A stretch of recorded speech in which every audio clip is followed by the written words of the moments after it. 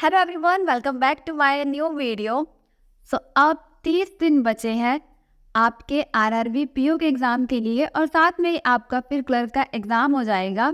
बात करते हैं कि इन 30 दिनों में आपको किस तरीके से प्रिपेयर करना है। मेनली तो सबको पता है कि इस टाइम आपको प्री पे फोकस करना है और सब कर भी रहे होंगे, बट आपको साथ साथ मेंस भी प्रिपेयर करना है। बहुत ज़्यादा तो नहीं, बट थोड़ी बहुत प्रिपरेशन साथ साथ में ज़रूर रखो।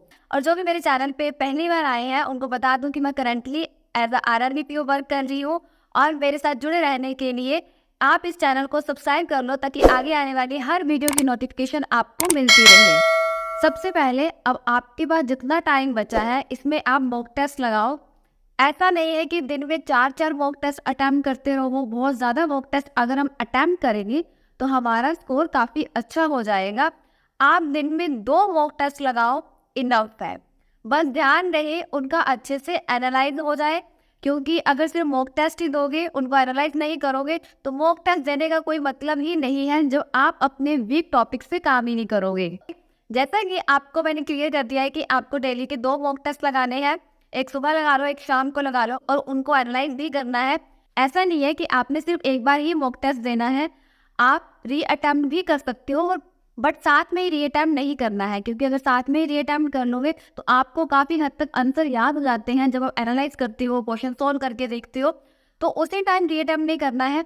एक बार आप 20 मॉक टेस्ट अटैम्प्ट कर लो, उसके बाद फिर से दोबारा सारे मॉक टेस्ट री अटैम्प्ट करो, क्योंकि जब री अटैम्प्ट करोगे तो आपको पता लगेगा कि आपने जिन वीक टॉपिक्स के द्वारा प्रिपरेशन करी है, प्रैक्टिस करी है, क्या आप उन पे काम कर पाए हो, क्या आपको वो टॉपिक समझ आ पाए हैं। तो ये तो मेरे लिए बात होगी प्री की। अगर फिर भी किसी को लगता है कि नहीं, मॉक टेस्ट में कहीं ना कहीं हमारा रीजनिंग सब्जेक्ट छूट रहा है या फिर कहीं ना कहीं हमारा क्वांट सब्जेक्ट छूट रहा है, मतलब हम जितना अटैम्प्ट करना चाहते हैं उतना अटैम्प्ट नहीं कर पा रहे हैं, तो इसके साथ आप सेक्शनरी मॉक टेस्ट ज़रूर अटैम्प्ट करो, ताकि जिस सेक्शन में आप वीक हो उसकी अलग से भी आपकी प्रैक्टिस होती रहे। और डेली के डेली पजल्स और डीआई की पीडीएफ तो सॉल्व करते रहो। दिन में 4 से 5 पीडीएफ सॉल्व करो, और एक महीने में जब डेली डीआई और पजल की पीडीएफ सॉल्व करोगे तो जब तक आपका एग्जाम आएगा आपकी काफ़ी हद तक बहुत ज़्यादा प्रैक्टिस हो चुकी होगी, प्लस आपकी स्पीड बहुत ज़्यादा बन चुकी होगी।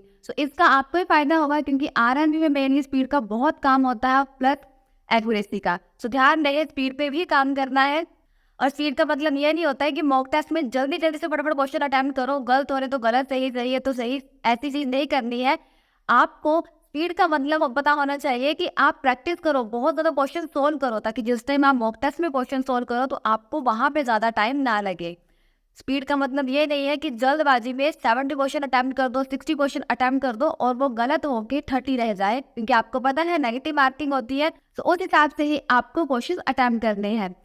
सेकेंडली, ये तो हो गया प्री का। अब ऐसा तो नहीं है कि दिन में सिर्फ 2 मॉक टेस्ट लगाओगे, एनालाइज करोगे और सिर्फ सेक्शनली एक मॉक टेस्ट अटेम्प्ट कर लोगे, दैट्स इनफ।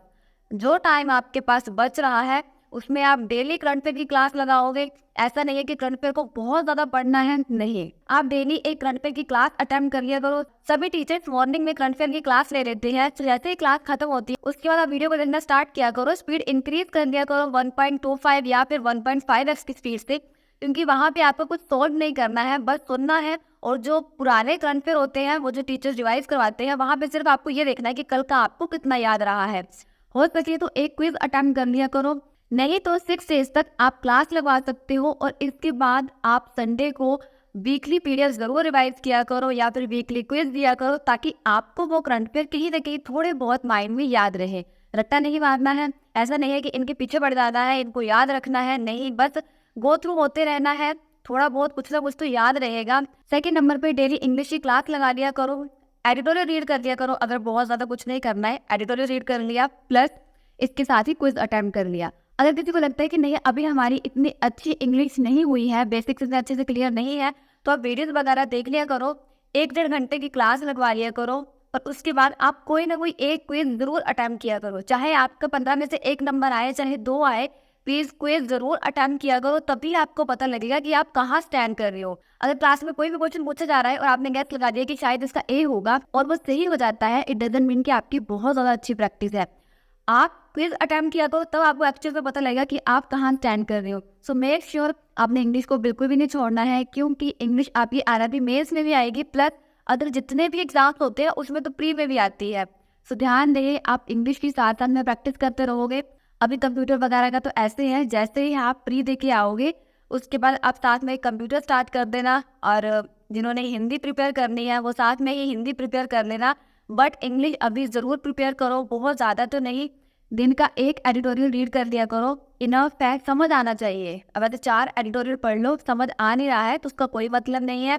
और इसके साथ ही जिन भी स्टूडेंट्स को पीडीएफ चाहिए प्रैक्टिस के लिए वो मेरा टेलीग्राम चैनल ज्वाइन कर सकते हो। डिस्क्रिप्शन में आपको लिंक शो हो रहा होगा, सो इस लिंक पे क्लिक करके आपको अलग अलग चैनल मिल जाएंगे। हिंदी वाले हिंदी वाला चैनल ज्वाइन कर सकते हैं और इंग्लिश वाले इंग्लिश चैनल ज्वाइन कर सकते हैं। सो वहाँ पे आपको बहुत सारी फ्री में पीडीएफ मिल जाएंगे, तो वहाँ से आप प्रैक्टिस कर सकते हो जिनका अच्छा खासा लेवल होता है। और इसके साथ ही जिन्हें लगता है कि हमें रीजनिंग स्ट्रेटेजी की नीड है, रीजनिंग की स्ट्रेटेजी शेयर कर दो, मैंने ऑलरेडी शेयर कर रखी है, आपको वीडियो शो हो रही होगी। प्लस जिनके मॉक्स में मार्क्स इंप्रूव नहीं हो रहे हैं, सिर्फ 40 to 50 मार्क्स में स्टक हो चुके हैं, मैंने डिटेल में वीडियो शेयर करी है किस तरीके से आप अपने मार्क्स इंप्रूव कर सकते हैं।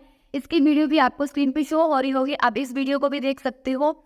उम्मीद है आपको ये वीडियो अच्छी लगी होगी। अभी भी किसी का डाउट है तो आप कमेंट सेक्शन में कमेंट कर सकते हो, मैं रिप्लाई दे दूंगी। और हाँ, टेक्स्ट बुक के ऑफर में टपरी कोड यूज करना मत भूलना, तभी आपको 12% ऑफ मिलेगा। Thank you so much for watching this video.